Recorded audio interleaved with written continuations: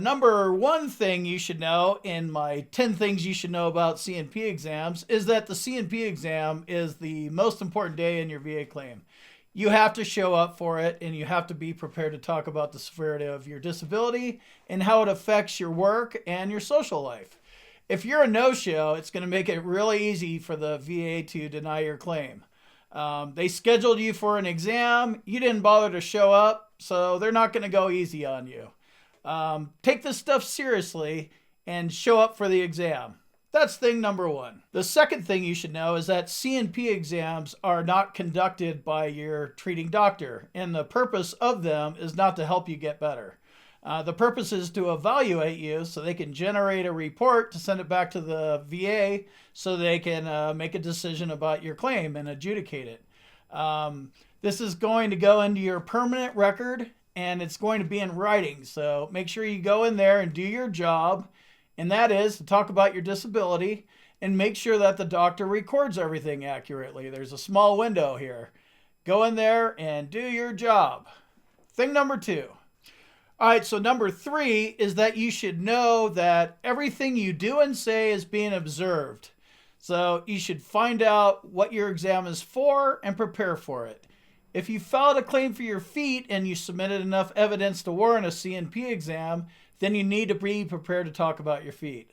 If the doctor asks you how your day's going, then I probably wouldn't talk about how, great of a day it is and how beautiful it is.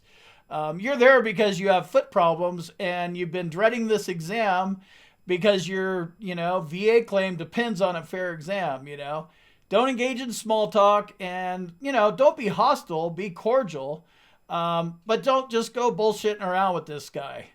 You're there to do a job. He's there to do a job. That's thing number three. Number four, in addition to talking about your disability, you need to pay attention to what the doctor's doing. It might not even be a doctor. It might be a nurse practitioner or a physician assistant or something like that. As they're examining you, you need to pay attention to what's going on. Are they taking notes? Are they listening to what you're saying? Are they watching how you walk? Are they asking you to get on the table so they could examine your feet? Are you seeing an orthopedic doctor or did they send a dentist in there?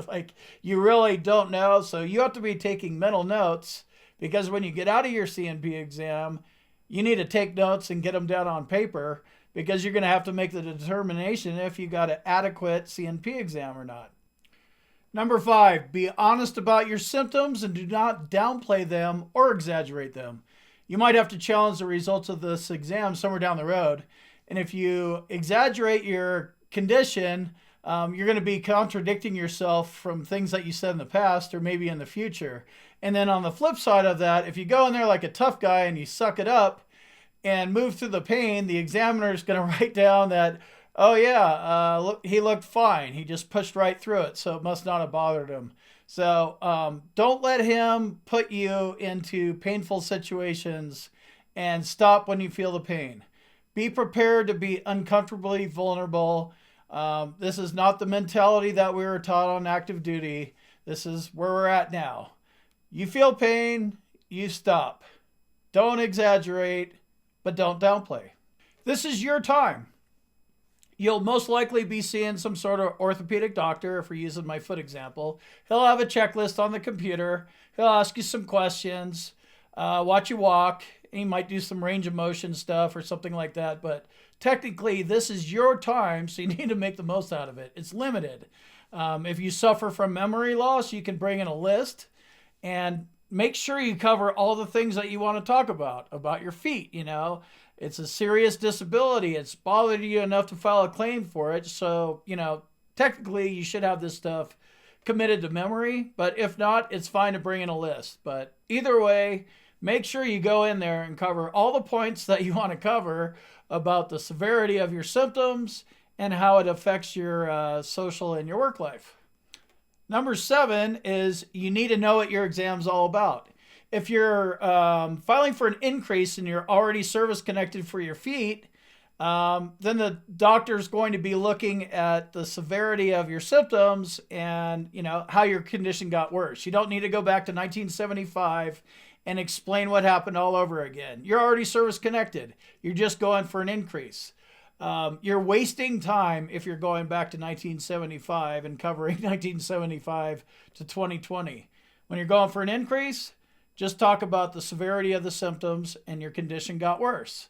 Now, on the other hand, if you're filing a new claim, you need to be prepared to talk about everything, how your injury occurred, and the doctor's trying to determine here if your foot condition was actually caused by your active duty service. He's trying to establish service connection. So in addition to that, he will also be checking the severity of your symptoms because, this is how you're going to receive your rating. Typically, these fall under mild, moderate, and severe. The higher the severity, the higher the compensation. If you understand what exactly you're there to do, you won't have to prepare for things that are irrelevant, as I mentioned in my increase example. If you're just going in for an increase, you don't need to establish service connections. You can just lop off like 25 years and just talk about the severity of your symptoms. So number 7 is you need to understand what the exam is all about. Number 8, the VA gives a lot of weight to the C&P exam, but if you have an inadequate exam, it's not the end of the world. If you blow it off or don't show up or get combative with the examiner, you're going to have a whole nother set of problems. You should have service treatment records from when you were in. You should have a private doctor get you a independent medical opinion so he can explain what your current symptoms are like. Submit a personal statement, a buddy letter from somebody that has firsthand knowledge about your feet would be good. These are all different forms of medical evidence. The C&P exam is the most important day of your life, but you can challenge an inadequate C&P exam because it's not the only piece of medical evidence the VA is going to use to consider your claim. But it's a big deal. You want to show up, you want to do it properly. So show up, no small talk, do it right, be prepared.